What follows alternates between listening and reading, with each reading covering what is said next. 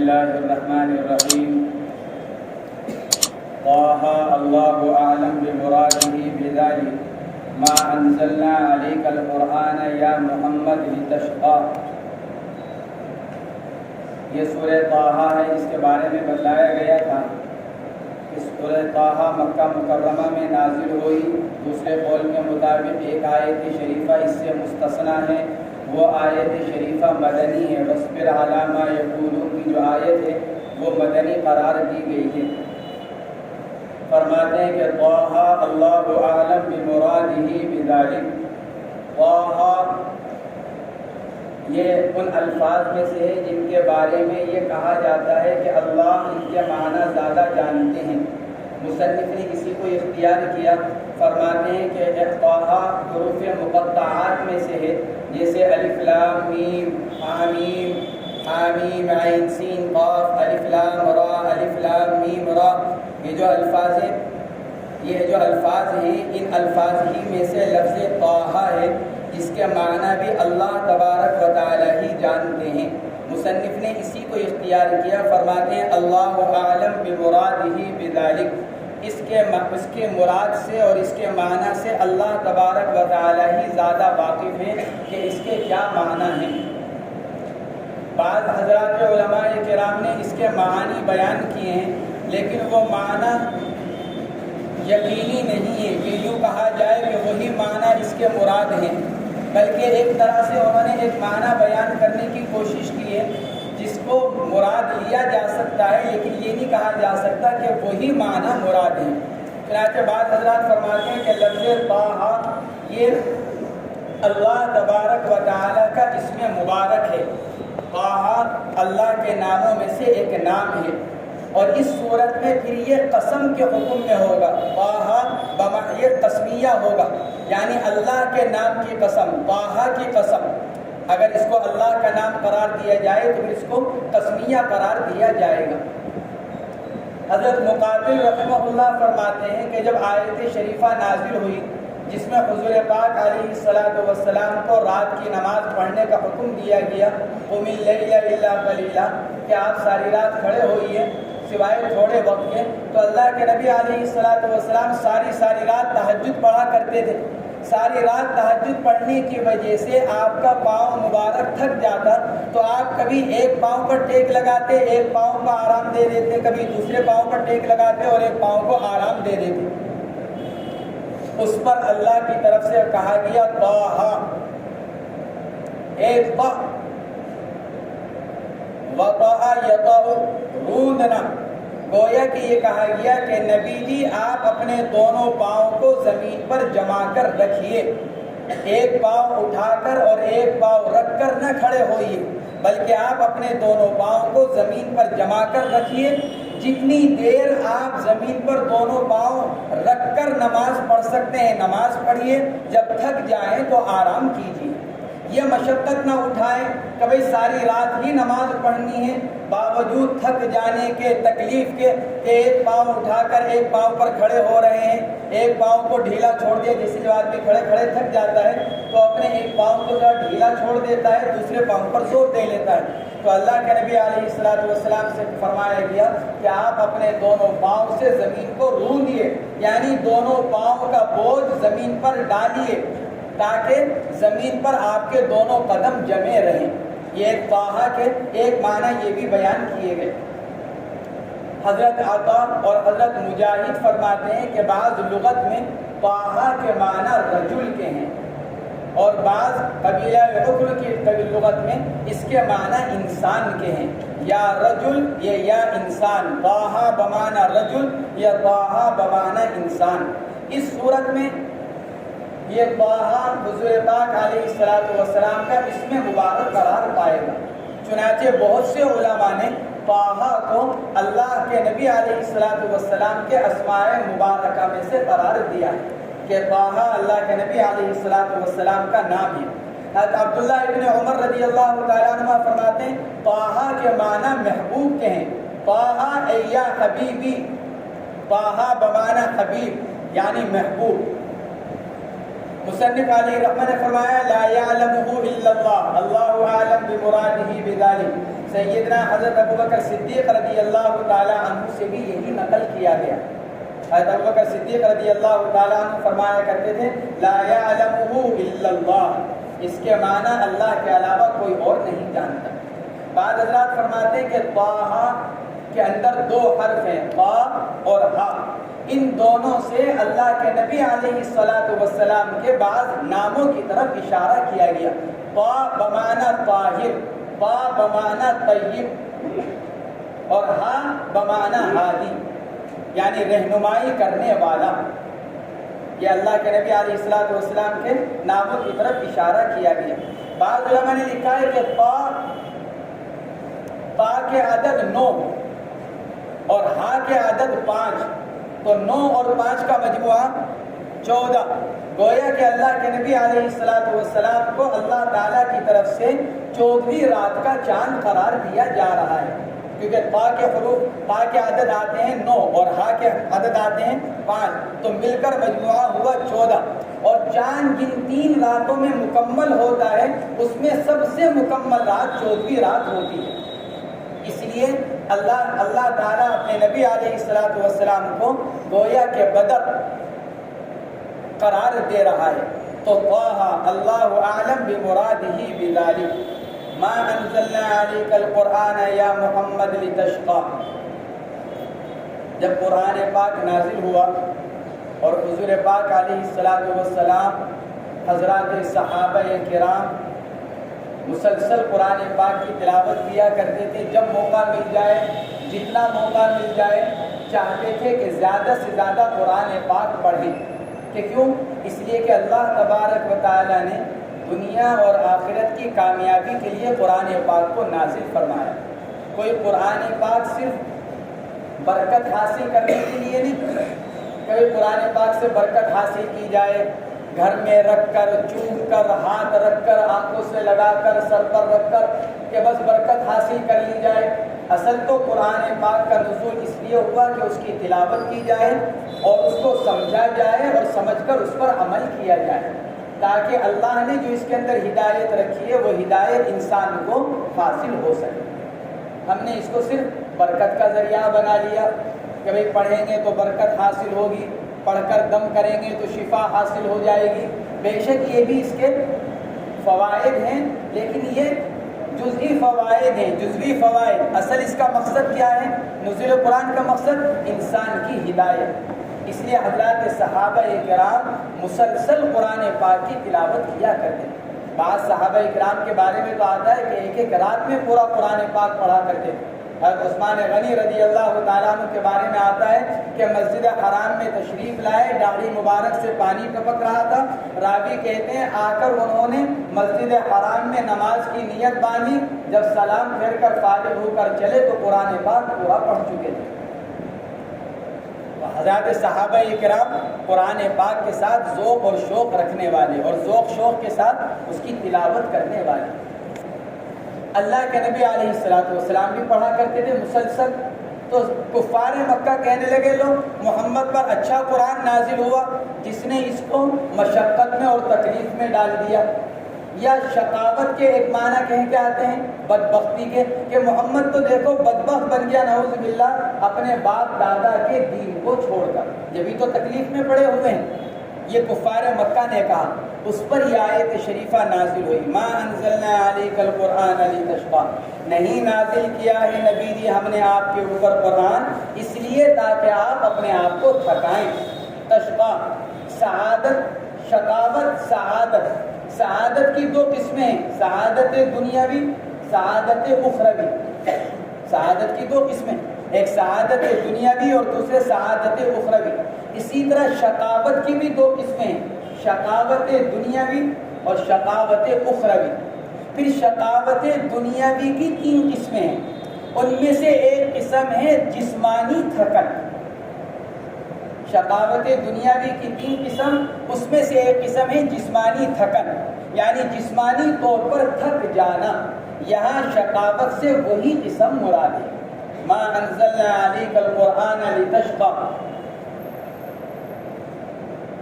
علامہ بیضاوی رحمۃ اللہ علیہ فرماتے ہیں کہ تھکاوٹ کے لیے عربی کے اندر لفظ تعب آتا ہے، تعب بمانا تھک جانا۔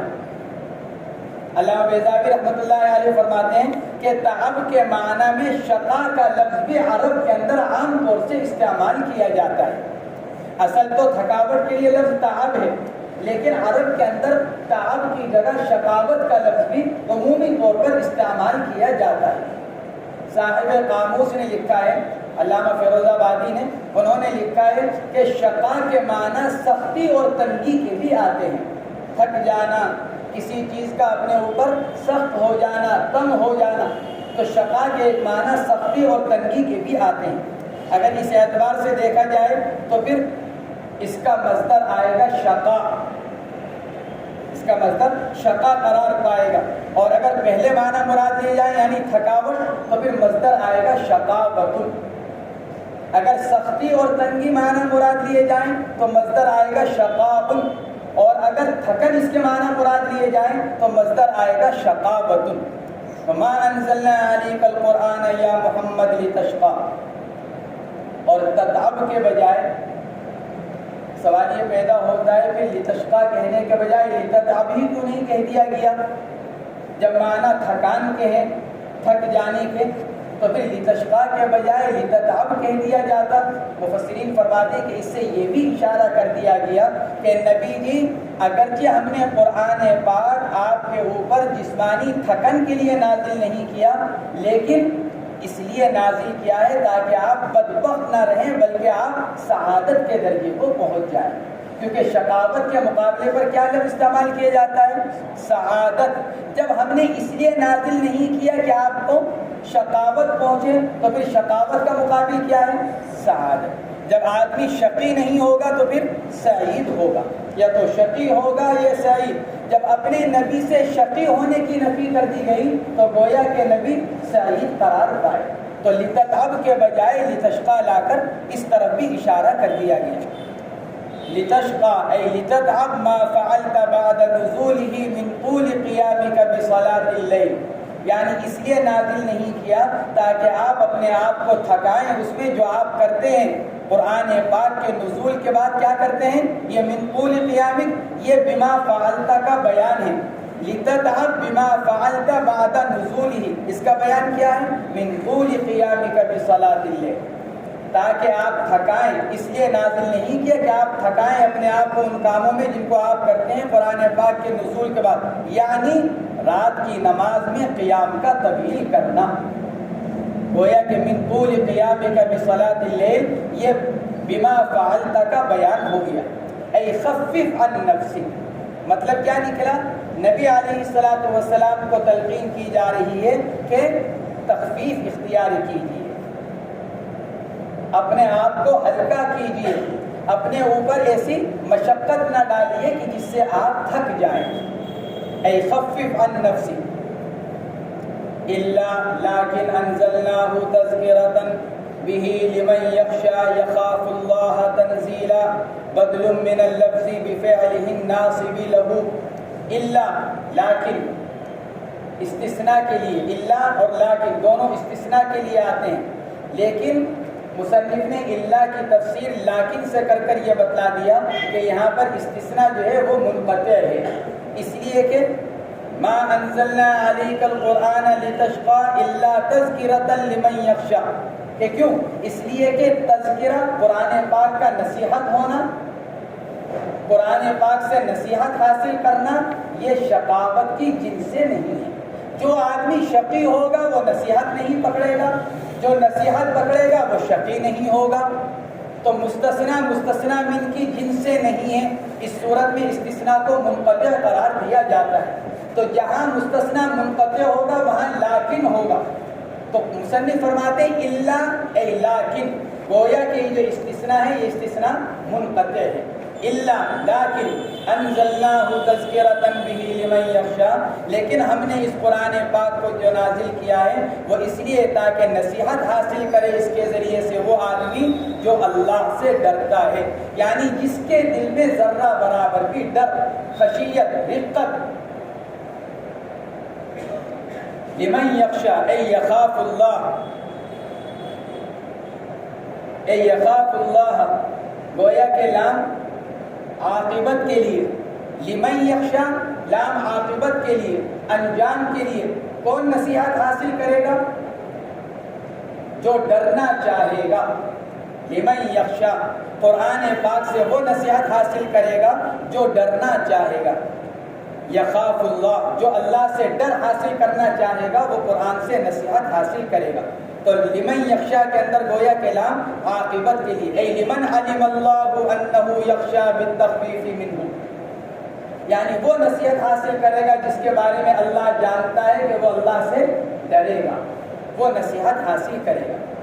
تنزیلا، یخاف اللہ لیکن ما انزلنا علیک القرآن لتشقى الا تذکرۃ لمن یخشی تنزیلا ممن خلق الارض والسماوات العلی۔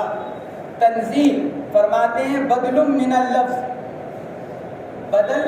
بدل سے مراد بدل اصطلاحی نہیں بلکہ بدل کے لغوی معنی مراد ہے، اور بدل آتا ہے عوض کے معنی میں۔ لغت کے اندر بدل کے معنی عوض کے آتے ہیں، یہاں بدل سے بدل اصطلاحی مراد نہیں، جو بدل کی اقسام ہیں نحو کے اندر جو بیان کی جاتی ہے، بدل اشتمال وغیرہ، تو یہ مراد نہیں، بلکہ یہاں بدل کے لغوی معنی یعنی عوض مراد ہے۔ بدل من اللفظ اے عوض عن التلفظ والنطق تنزیلا ممن خلق الارض، اصل تو تھا انزلناہ تنزیلا، انزلنا، اس لیے مصنف نے اوپر تفسیر کی تھی الا، لیکن انزلناہ تذکرۃ لمن یخشی یخاف اللہ تنزیلا بدل من اللفظ بفعلہ الناصب لہ۔ یہ بدل اصطلاحی مراد نہیں بلکہ معنی لغوی بمعنی عوض۔ کیا مطلب ہوا؟ یعنی بدل من اللفظ بفعلہ الناصب لہ، یہ تنزیلا یہ لفظ سے ہی بدل ہے، یعنی لفظ تو تھا یہاں پر انزلنا صیغہ فعل، اس کے بدلے میں تنزیل مصدر کا لفظ لایا گیا، بدل من اللفظ بفعلہ الناصب لہ، اس فعل کے بدلے میں جو اس کو نصب دینے والا تھا، اے انزلناہ تنزیلا ممن خلق الارض والسماوات العلی، یہ نازل کردہ ہے یعنی نازل کیا ہے اس کو، یا نازل کیا گیا ہے اس ذات عالی کی طرف سے جس نے پیدا کیا زمین کو اور اونچے اونچے آسمان کو۔ ممن خلق الارض والسماوات العلی، پہلے زمین کو بیان کیا، ممن خلق الارض، کہ کیوں؟ کیونکہ زمین انسان کے زیادہ قریب ہے، انسان زمین پر چلتا پھرتا ہے، تو پہلے اس کو متوجہ کیا اس کے قریب کی چیز کی طرف، پھر اس کے بعد آسمان کی طرف۔ ممن خلق الارض والسماوات العلی، اور اونچے اونچے آسمان، والسماوات العلی، اونچے اونچے آسمان، آسمان تو ہے ہی اونچا، سما کے معنی آتے ہی ہیں اونچی چیز کے، آسمان کو آسمان کہا ہی اس لیے جاتا ہے کہ وہ اونچا ہے، تو علا جو لایا گیا یہ تاکید کے لیے، ورنہ سما کے معنی کے اندر اونچائی کے معنی پہلے ہی پائے جاتے ہیں، تو علا کا لفظ اس کی تاکید کے لیے لایا گیا کہ اتنے اونچے جہاں تک تمہاری رسائی نہیں ہو سکتی، تم کتنی ہی اونچائی پر چلے جاؤ، کیونکہ سما کے معنی مطلق اونچائی کے آتے ہیں، سما بمعنی مطلق اونچائی، تو علا لا کر بتلا دیا گیا کہ نہیں بہت اونچے، اتنے اونچے کہ تمہاری تم وہاں تک پہنچ نہیں سکتے، تمہاری رسائی نہیں ہو سکتی وہاں تک۔ والسماوات العلی، ارض پہلے ہی بتلایا تھا کہ ارض مفرد ہے اور سماوات جمع ہے، یہاں پر جنس کا عطف جنس کے اوپر ہے، لہذا یہ اعتراض نہ ہو کہ جمع کا عطف کیا جا رہا ہے مفرد کے اوپر۔ ممن خلق الارض والسماوات العلی، علا جمع علیا کا کبرا و کبر، فرماتے ہیں کہ علا جمع ہے علیا کی، جیسا کہ کبرا جمع ہے کبر کی، کا کبرا و کبر، کبرا مفرد ہے جیسے علیا یہ مفرد ہے اور اس کی جمع علا، ایسی کبرا یہ مفرد ہے اور کبر اس کی جمع آتی ہے۔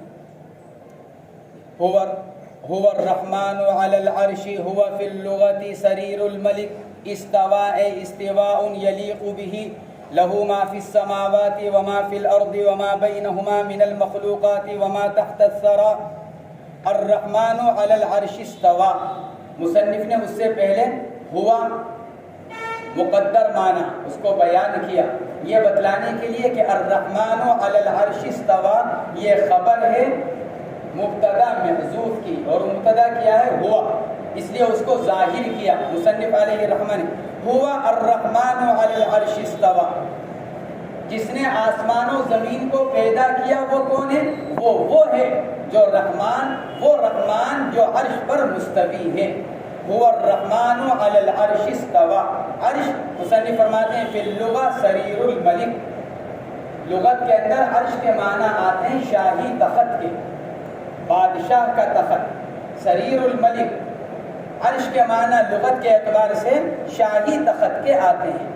الرحمن علی العرش استوى، استوا علی العرش، قرآن پاک کی بعض آیات شریفہ میں اللہ کے لیے عرش پر استوا کو ثابت قرار دیا گیا۔ 7 جگہ قرآن پاک میں 7 جگہ استوا علی العرش کا ذکر آیا ہے کہ اللہ تبارک و تعالی عرش پر مستوی ہے، متمکن ہے۔ تو استوا علی العرش کیا مطلب اس کا؟ اہل سنت والجماعت کے اس کے اندر 2 موقف ہیں۔ استوا علی العرش جیسی متشابہ آیات کے اندر، یعنی وہ آیات شریفات جن میں اللہ تبارک و تعالیٰ کے لیے صفات بشریہ کو بیان کیا گیا، یعنی وہ صفات جو انسانوں کے اندر بھی ہیں اور وہ صفات اللہ کے لیے بھی بیان کی گئی، جیسے اللہ کے لیے ہاتھ کا ہونا، ید اللہ، اللہ کا ہاتھ، انسانوں کا بھی ہاتھ ہوتا ہے۔ تو وہ صفات بشریہ جن کو اللہ کے لیے بھی ثابت قرار دیا گیا، ان کے سلسلے میں اہل سنت والجماعت کے 2 موقف ہیں۔ اور ایک پہلا موقف کیا ہے کہ پہلا موقف تو یہ ہے کہ تنزیہ مع التفویض، اللہ تبارک و تعالی پاک ہیں ان صفات سے جو صفات انسان کے لیے بیان کی جاتی ہیں، کہ نصوص میں جو صفات اللہ تبارک و تعالی کے لیے ثابت کی گئی ہیں وہ ہم انسانوں کی طرح کی صفات نہیں ہیں، جیسے ید کا ہونا، عین کا ہونا، کان کا ہونا، یہ انسانی صفات ہیں، اللہ کے لیے بھی بیان کی گئی ہیں۔ تو ہم اللہ کے لیے ان صفات کو مانتے ہیں، لیکن ان صفات کی حقیقت اور کیفیت کیا ہے یہ اللہ خود جانتے ہیں۔ تنزیہ مع التفویض، تفویض معاملہ سپرد کر دینا، ہم مانتے ہیں، ہم ایمان رکھتے ہیں، کیونکہ اللہ نے قرآن پاک میں فرمایا الرحمن علی العرش استوى ید اللہ فوق ایدیہم، اللہ کا ہاتھ ان کے ہاتھوں کے اوپر۔ تو اللہ کے ہاتھ سے مراد کیا؟ اللہ جانتے ہیں، لیکن اس کی کیفیت کیا ہے یہ اللہ ہی جانتے ہیں۔ یہ تو ہے تنزیہ مع التفویض، اللہ کے لیے صفات بشریہ کا اقرار جو اللہ نے اپنے لیے بیان کی ہیں، لیکن اس کے ساتھ ساتھ ان کی کیفیت کو اللہ کے حوالے کرنا۔ ایک موقف تو اہل سنت والجماعت کا یہ ہے، اور دوسرا موقف اس کے بارے میں یہ ہے کہ تنزیہ مع التعویل، تنزیہ مع التعویل، یعنی اللہ کی پاکی بیان کی جائے، اللہ کو پاک قرار دیا جائے کہ اللہ کی جو صفات ہیں وہ انسانی صفات کی طرح نہیں ہیں، لیکن پھر اس کے اندر تعویل اختیار کی جائے۔ ید اللہ کے لیے قرار دیا گیا تو ید کے کیا معنی، وہ معنی ثابت قرار دیا جائے، لیکن اس کی کیفیت اللہ کے حوالے کی جائے۔ جیسے الرحمن علی العرش استوى، رحمان عرش پر مستوی ہے، تو اب استوا کے کیا معنی؟ ایک معنی تو یہ استوا کے بیٹھنے کے آتے ہیں، استوا کے معنی سیدھی طرح، اچھی طرح کسی چیز پر بیٹھ جانا، جیسے حدیث پاک کے اندر آتا ہے اللہ کے نبی علیہ السلام نماز پڑھتے تھے، نماز پڑھ کر آپ کھڑے ہوتے سیدھے، اتنی دیر سیدھے کھڑے ہوتے کہ تمام اعضاء اپنی جگہ پر پہنچ جاتے، وہاں استوا کا لفظ ہے، یعنی اچھی طرح کھڑا ہو جانا۔ تو استوا علی العرش، تخت پر اچھی طرح بیٹھ جانا۔ اب اس کے کیا معنی اچھی طرح بیٹھ جانے کے؟ بعض حضرات علماء کرام اس کی تعبیر کرتے ہیں، کیونکہ بیٹھ جانا کس کی صفات میں سے ہے؟ انسانی صفات میں سے ہے۔ کیونکہ بیٹھنے کے لیے کیا چاہیے؟ مکان، اور اللہ ہر طرح کی مکانیت سے پاک ہے۔ اللہ زمان سے، مکان سے، جہاد سے اللہ تبارک و تعالیٰ پاک ہے۔ تو پھر اب استوا کے معنی کے اندر تعبیر کی جائے گی، کیونکہ استوا کے معنی یہ نہیں لیے جا سکتے کہ جیسے انسان بیٹھتا ہے ویسا اللہ تبارک و تعالیٰ بیٹھے ہوئے ہیں عرش کے اوپر۔ تو پھر استوا کے کیا معنی مراد لیے جائیں؟ پھر اس کے اندر اہل سنت والجماعت کا دوسرا موقف ہے کیا ہے؟ تعبیر کا۔ ہمارے حضرت دست سہارنپوری نور اللہ مرقدہ نے مہند علی المفند کے اندر اسی کی تعبیر کو بیان کیا کہ کیا تعبیر بیان کی کہ استوا کے معنی استیلا، استوا بمعنی استیلا یعنی اس پر قابو پانا، کسی چیز کے اوپر قدرت کا حاصل ہونا۔ الرحمن علی العرش استوى، بعض حضرات نے اس کے معنی کیے الرحمن علی العرش استوى، آسمان و زمین کے بنانے کے بعد دیکھو اگر یوں ہوتا کہ اللہ رحمان عرش پر مستوی ہے، اگر وہاں اس کے معنی بیٹھنے کے اگر لیے جائیں تو پھر کیا ہونا چاہیے تھا؟ یہ تو لفظ ثم سے لے کر آتے، اللہ نے آسمان و زمین کو پیدا کیا، اس کے بعد اللہ رحمان عرش پر مستوی ہوا، کیا آتا؟ ثم۔ اس لیے بعض علماء نے کہا کہ یہاں اس کے معنی کہیں اللہ نے آسمان و زمین کو بنایا، پھر اللہ عرش کی طرف متوجہ ہوا، پہلے آسمان و زمین کی طرف متوجہ ہوا ان کو بنانے کے لیے، پھر اللہ عرش کی طرف متوجہ ہوا۔ اسی لیے یہاں پر لفظ ثم نہیں لے کر آئے، ثم الرحمن علی العرش استوى۔ اس سے معلوم ہوا کہ آسمان و زمین کی طرف متوجہ ہونا اور عرش کی طرف متوجہ ہونا یہ اللہ کی صفات میں سے ایک صفت ہے۔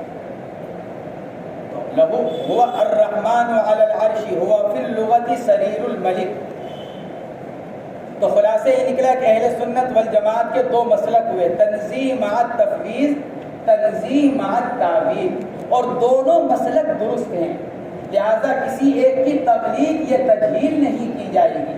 جن حضرات نے تعویل کا طریقہ اختیار کیا وہ بھی اپنی جگہ صحیح، اور جن حضرات نے تفویض کا طریقہ اختیار کیا وہ بھی اپنی جگہ صحیح ہے۔ البتہ یہ ضرور ہے کہ اس سے جہاں تک بچا جائے وہ بہتر ہے، تعویل کرنے سے، معنی کے مراد لینے سے جہاں تک جتنا بچا جائے اتنا ہی بہتر ہے۔ اس لیے حضرت امام مالک رحمہ اللہ سے معلوم کیا گیا استواء کے بارے میں، تو حضرت امام مالک رحمۃ اللہ علیہ نے فرمایا الاستواء معلوم والکیف مجہول۔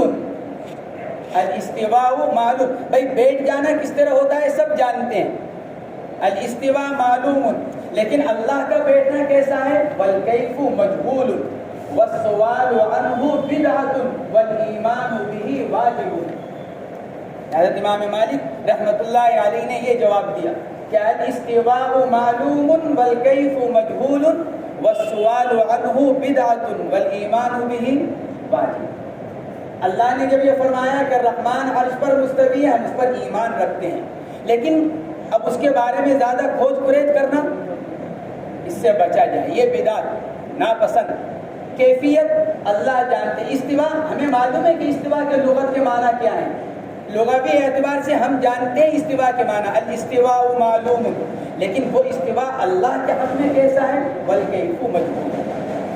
اسی لیے عمر رضی اللہ تعالیٰ عنہ کے زمانے میں مدینہ منورہ میں ایک آدمی متشابہات کے سلسلے میں بہت گفتگو کرتا تھا، ایک آدمی متشابہات کے سلسلے میں بہت گفتگو کرتا تھا، تو عمر رضی اللہ تعالیٰ عنہ نے اس کو مدینہ منورہ سے نکال دیا، دور بھیج دیا، اور وہاں حضرت ابو موسیٰ اشعری رضی اللہ تعالیٰ عنہ بھی وہیں رہتے تھے اسی علاقے میں۔ تو حضرت عمر رضی اللہ تعالیٰ عنہ نے حضرت ابو موسیٰ اشعری رضی اللہ تعالیٰ عنہ کے پاس لکھا کہ دیکھو فلاں آدمی کو میں وہاں بھیج رہا ہوں، کوشش کرنا، اس کی فکر کرنا کہ وہ لوگوں سے زیادہ مل نہ سکے۔ یہ کیوں؟ اس لیے کہ اللہ تبارک و تعالیٰ نے یہ حکم دیا ہے کہ اللہ کی صفات میں غور کیا جائے، ان فی خلق السماوات والارض واختلاف اللیل والنہار لآیات لأولی الالباب. غور کرنے کو کس میں کہا جا رہا ہے؟ مخلوقات میں. مخلوقات میں غور کرو تاکہ تمہارا ایمان بڑھے. اللہ نے کس طرح بنایا آسمان و زمین کو، اللہ نے کس طرح بنایا چاند اور سورج کو، اللہ نے کس طرح بنایا جنت اور جہنم کو، اللہ نے کس طرح بنایا دن اور رات کو، اللہ نے کس طرح پیدا کیا انسان کو، جانوروں کو. ان میں غور کرو تاکہ تمہارا ایمان بڑھے. لیکن جب ذات کے اندر غور کرنے پر آؤ گے تو ذات تو عقل سے ماورا ہے، اور جب اللہ کی ذات عقل سے ماورا ہے، انسانی عقل اتنی، اور عقل کو پیدا کرنے والا کون؟ اللہ. تو موجد یعنی خالق اس چیز میں کیسے آ جائے گا جس کو اس نے پیدا کیا ہے؟ عقل کا پیدا کرنے والا اللہ، اور ہم یہ چاہتے ہیں کہ اللہ ہماری عقل میں آ جائے. ہمارا پڑھا لکھا طبقہ، دنیا دار، دنیاوی تعلیم حاصل کرنے والا طبقہ یہ چاہتا ہے کہ اللہ کو اپنی عقل سے بیان کیا جائے، کہ اللہ کی صفات عقل کے اندر آ جائیں. جو عقل کے مطابق ہو وہ صحیح، اور جو عقل کے خلاف ہو وہ غلط. اسی لیے بہت سے لوگوں نے کرامات کا انکار کر دیا، بہت سے لوگوں نے معجزات کا انکار کر دیا، بہت سے لوگوں نے جنت جہنم کا انکار کر دیا. کہ کیوں؟ کہ عقل بھی نہیں آ رہی ہے. عقل پیدا کرنے والے نے عقل پیدا کی ہے تو تمہیں کتنی عقل کی ہوگی؟ دنیا کے اندر اس وقت موجودہ وقت کے اندر کھربوں انسان ہیں، اربوں نہیں، کھربوں انسان ہیں. ان سارے کھربوں انسانوں کو عقل دی گئی ہے، تمہارے حصے میں کتنی آئی ہے؟ سارے کھربوں انسانوں کو جمع کر کر ان سب کی عقلوں کو جمع کر لیا جائے، اس کے باوجود اللہ کی ذات کو نہیں پہنچا جا سکتا. تو تنہا ایک آدمی کی عقل کہاں اللہ کو پا سکتی ہے؟ تو عقل یہ انسان یہ اللہ کی مخلوقات میں غور کرنے کے لیے دی گئی ہے، اللہ کی ذات میں غور کرنے کے لیے نہیں. کیونکہ اللہ کی ذات تو ماوراء العقل ہے، آدمی اس کو سوچ بھی نہیں سکتا. الرحمن علی العرش وهو فی اللغۃ سریر الملک استوى اے استواء یلیق به. مصنف نے بھی تفویض کا طریقہ اختیار فرمایا، استواء یلیق به، ایسا استواء جو اسی کی شان کے مطابق ہے، بس ہم نہیں جانتے. لہو ما فی السماوات وما فی الارض وما بینہما من المخلوقات، اسی کی ملک ہے وہ تمام چیزیں جو آسمانوں میں ہیں اور جو تمام چیزیں جو زمین میں ہیں، اور جو کچھ ان کے درمیان ہیں، آسمان و زمین کے درمیان. کیا؟ من المخلوقات. اس کا تعلق تینوں سے ہے، سماوات، ارض، بین السماوات والارض. من المخلوقات، آسمانوں پر جو مخلوقات ہیں، زمینوں پر جو مخلوقات ہیں، اور فضا میں جتنی مخلوقات ہیں، کیونکہ ہزاروں قسم کی مخلوق ہے جو فضا کے اندر ہے. اسی لیے سیارے ظاہر ہو رہے ہیں، خلا کے اندر خلائی مخلوق ظاہر ہو رہی ہے. سائنس کہہ رہی ہے کہ خلائی مخلوقات ہیں، قرآن کہتا ہے وما بینہما. سائنس تو آج ثابت کر رہی ہے، قرآن 1400 سال پہلے کہہ چکا ہے کہ درمیان میں مخلوقات ہیں. لہو ما فی السماوات وما فی الارض وما بینہما ای من المخلوقات. تو من المخلوقات کا تعلق تینوں سے، آسمان، زمین اور فضا. وما تحت الثری، اور اسی کی ملک ہے وہ جو ثری کے نیچے ہے. ثری هو التراب الندی، گیلی مٹی. اگر مٹی گیلی نہ ہو تو اس کو صرف تراب کہا جاتا ہے. اگر مٹی گیلی نہ ہو، سوکھی مٹی ہو تو تراب، لیکن اگر مٹی گیلی ہو تو پھر اس کو ثری کہا جاتا ہے. مصنف فرماتے ہیں هو التراب الندی، گیلی مٹی. ثری کے معنی گیلی مٹی کے. والمراد الارضون السبع، فرماتے ہیں اس سے مراد کیا ہے؟ ساتوں زمین. لأنها تحته، اس لیے کہ گیلی مٹی کہاں ہے؟ ساتویں زمین کے نیچے. جس طرح آسمان ساتھ ہیں اسی طرح زمین بھی ساتھ ہے. جس طرح آسمان ساتھ اسی طرح زمین بھی ساتھ. تو اللہ نے جو فرمایا وما تحت الثری، ثری کہتے ہیں گیلی مٹی کو. تو گیلی مٹی کہاں ہے؟ فرماتے ساتویں زمین کے نیچے. گویا کہ مطلب یہ نکلا کہ اللہ نے آسمانوں میں، زمینوں میں اور زمینوں کے درمیان اور زمین کے نیچے جو کچھ ہے صرف اللہ ہی جانتے ہیں، اللہ ہی اس کے مالک ہیں۔ چنانچہ بات بھی یہی ہے، سائنس کتنی اب تک ترقی کر چکی ہے لیکن سائنس اب تک نیچے نہیں پہنچ سکی۔ اوپر تو بہت دور تک چلی گئی لیکن نیچے مفتی شفیع صاحب نور اللہ مرکزہ نے معارف القرآن کے اندر لکھا ہے، اب سے 40-50 سال پہلے معارف القرآن لکھی گئی کہ باوجود اتنی ترقی ہو جانے کے، سب کچھ ہو جانے کے، سائنس نیچے 6 میل سے زیادہ نہیں جا سکی۔ سائنس نیچے 6 میل سے زیادہ نہیں جا سکی۔ 6 میل کے بعد ساری مشینیں فیل ہو چکی ہیں، تو نیچے تو پتہ نہیں کتنے سینکڑوں میل ہے۔ سائنس کام کر رہی ہے لیکن 8 میل تک، 10 میل تک، 15 میل تک، اس کے بعد سائنس کہتی ہے کہ ابھی اور نیچے کیا ہے ہم نہیں جانتے۔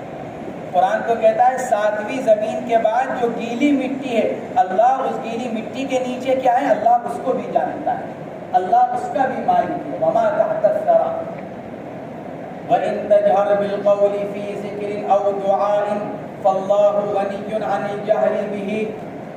نبی جی اگر آپ کوئی بات پکار کر کہیں گے، وَإِن تَجْهَرْ بِالْقَوْلِ، اگر آپ پکار کر کہیں گے کوئی بات، کہے میں یعنی کوئی ذکر، کوئی دعا اگر آپ پکار کر کرتے ہیں تو فَاللَّهُ غَنِيٌّ عَنِ الْجَهْرِ بِهِ، یہ گویا کے شرط کا جواب ہے۔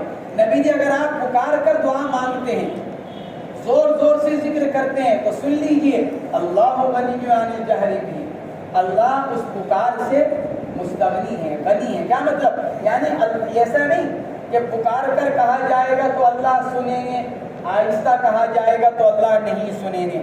گویا کہ مقصود کیا ہے؟ نہیں عن الجہر، زور سے پکار کر کہنے کی ضرورت نہیں۔ علماء نے لکھا ہے اگر کوئی آدمی زور سے اللہ کا ذکر کرتا ہے یا زور سے دعا مانگتا ہے اور نیت خدا نخواستہ اس کی کیا ہے تاکہ اللہ کو سنائی نہیں دے گا اس لیے زور سے کہا جائے، معلوم نہیں دل میں کی ہوئی دعا سنے کہ نہ سنے اللہ، دل ہی دل میں کیا ہوا ذکر اللہ سنے نہ سنے، تو ایسا عقیدہ رکھنا کفر ہے، کیونکہ اللہ تو دل کی بات کو بھی جانتا ہے۔ ہاں اگر جہر سے مقصد کوئی دوسرا ہو، جہر سے مقصد کوئی دوسرا ہو، جیسے ارشاد الطالبین، سیکھنے والوں کو تعلیم دینا، کچھ اور لوگ بیٹھے ہوئے ہیں، ذرا ان کی تعلیم کے لیے زور سے دعا کرا دی گئی۔ ہمارے اکابر کے فتاویٰ میں جہری دعا کے بارے میں پوچھا گیا کہ اجتماعات میں، مجلسوں میں، بیانات کے بعد جہری دعا ہوتی ہے، مقرر صاحب جہری دعا کراتے ہیں، امام صاحب بعض اوقات نمازوں کے بعد جہری دعا کراتے ہیں، کیا حکم ہے؟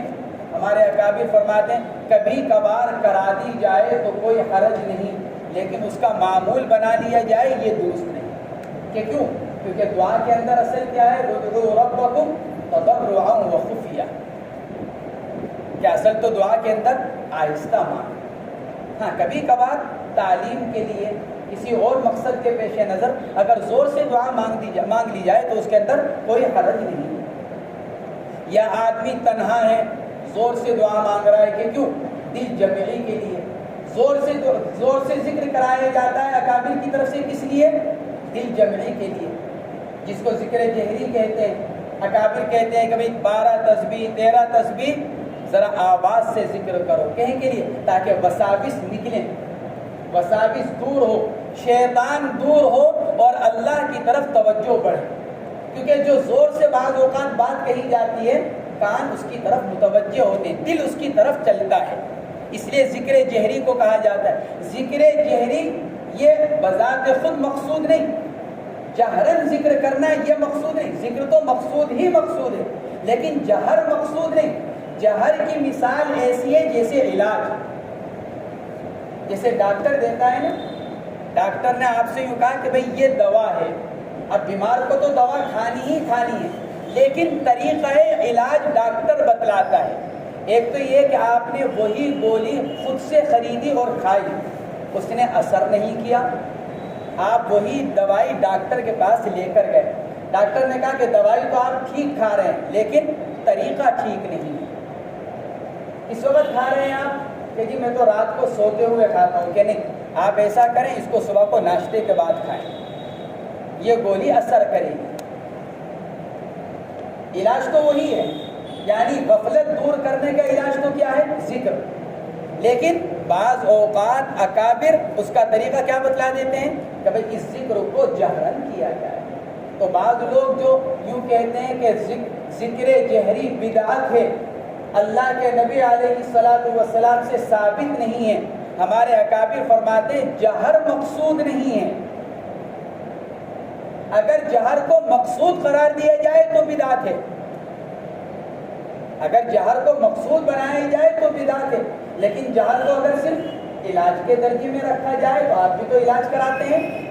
اور کتنی ہی چیزیں ایسی ہیں جو حضور پاک علیہ الصلوۃ والسلام کے زمانے میں نہیں تھی، لیکن آج انسان اس کو اختیار کیے ہوئے ہیں، لیکن اس کو بدعت قرار نہیں دیا جاتا کیونکہ اس کو مقصود یا دین کا حصہ نہیں سمجھا جاتا۔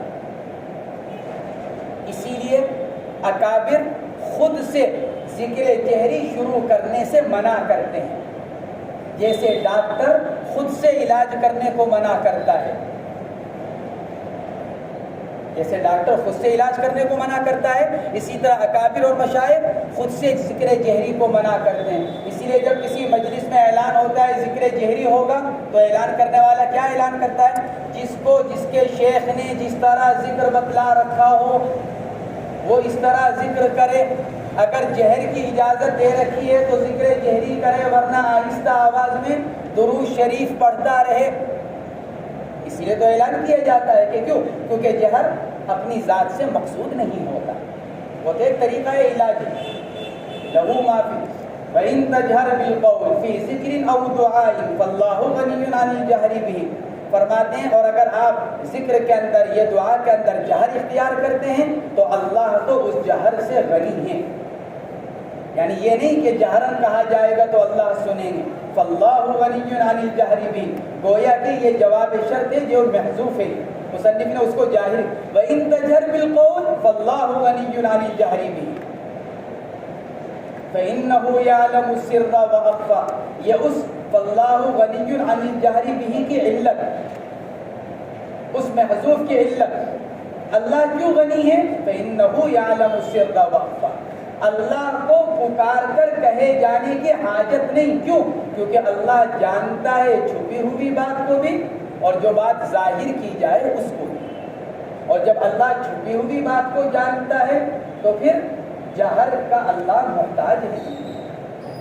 تو فَإِنَّهُ يَعْلَمُ السِّرَّ وَأَخْفَى، یہ تعلیل ہے کس کی؟ اس محذوف کی، فَاللَّهُ غَنِيٌّ عَنِ الْجَهْرِ بِهِ فَإِنَّهُ يَعْلَمُ السِّرَّ وَأَخْفَى، اللہ جانتا ہے چھپی ہوئی بات کو اور اس کو جو اور زیادہ چھپی ہوئی، اخفا یا تو افعال التفضیل کا صیغہ یا پھر اخفا اخفا سے ماضی کا صیغہ، اخفا یخفی اخفا، اے ما حدثت به النفس، یہ سر کی تفسیر کر رہے ہیں، اے ما حدثت به النفس، وہ بات جو دل میں آئے، جس کو آدمی دل ہی دل میں بولے، وما خطر ولم تحدث به، اور وہ بات جو صرف دل میں آ کر گزر جائے لیکن آدمی اس کو نہ بولے، یہ تفسیر کس کی؟ اخفا کی، کیونکہ اخفا کے اندر افعال التفضیل کا صیغہ ہے تو اور زیادہ صرف وہ بات جو اور زیادہ چھپی ہوئی ہو، وہ کیا؟ وہ خیال جو دل میں آ کر گزر گیا، اللہ اس کو بھی جانتا ہے۔ بعض اوقات انسان اس دل میں آنے والے خیال سے غافل ہو سکتا ہے لیکن اللہ اس کو بھی جانتا ہے، یعنی اللہ دل میں آنے والے خیال کو جو رک جائے اس کو بھی جانتا ہے اور جو آ کر گزر جائے اللہ اس کو بھی جانتا ہے۔ بعض حضرات نے اس کا ترجمہ کیا کہ سر وہ بات جس کو آدمی دل میں چھپائے اور اخفا وہ بات جو آدمی دوسروں سے بھی چھپائے، اور بعض علماء نے لکھا کہ سر جو فی الحال جو بات دل میں آئی ہوئی ہے اللہ اس کو بھی جانتا ہے، اخفا آئندہ جو بات دل میں آئے گی اللہ اس کو بھی جانتا ہے۔ مختلف معنی اس کے کیے گئے۔ پھر فلا تجہد یا فلا تجہد نفسک بالجہر، جب یہ بات ہے تو نہ تھکائیے آپ اپنے آپ کو زور سے کہہ کر، پکار کر آپ اپنے آپ کو نہ تھکائیے۔ فلا تجہد یا فلا تجہد دونوں طرح پڑھا گیا، دونوں باب سے، نہ تھکائیے آپ اپنے آپ کو پکار کے ذریعے سے، یعنی پکارنے کی ضرورت نہیں، آہستہ بھی آپ اپنے رب کو پکاریں گے تو اللہ اس کو بھی سنتا ہے۔ گویا کہ خطاب نبی کو ہے لیکن تعلیم امت کو دی جائے۔ یہی وجہ ہے ایک موقع پر حضور پاک علیہ الصلوۃ والسلام نے حضرات صحابہ کرام کو زور سے ذکر اللہ کرتے ہوئے سنا، دعائیں مانگتے ہوئے سنا سفر میں، تو آپ نے کیا فرمایا کہ تمہارا رب گونگا اور بہرا نہیں ہے، تمہارا رب نہ گونگا ہے نہ بہرا ہے، وہ تمہاری ہر بات کو جانتا ہے، لہذا اپنے اوپر نرمی اختیار کر۔ حضرت ابوبکر صدیق رضی اللہ تعالیٰ عنہ رات کو بہت آہستہ آہستہ دعا مانگ رہے تھے، آپ نے فرمایا ذرا آواز بلند کر لو تھوڑی سی۔ حضرت عمر رضی اللہ تعالیٰ عنہ ذرا قرآن پاک کی تلاوت بہت زور سے کر رہے تھے، آپ نے فرمایا ذرا آواز کو پست کر لو، کہ کیوں؟ کیونکہ اللہ تبارک و تعالیٰ اعتدال کو پسند فرماتے ہیں۔ وَلَا تَجْهَرْ بِصَلَاتِكَ وَلَا تُخَافِتْ بِهَا وَابْتَغِ بَيْنَ ذَلِكَ سَبِيلًا۔ نہ بہت پکارنے کی ضرورت اور نہ بالکل دل ہی دل میں، آدمی ذرا درمیانی آواز سے اللہ سے مانگے، کہ کیوں؟ کیونکہ اس سے انسان کو دل جمعی حاصل ہوتی ہے۔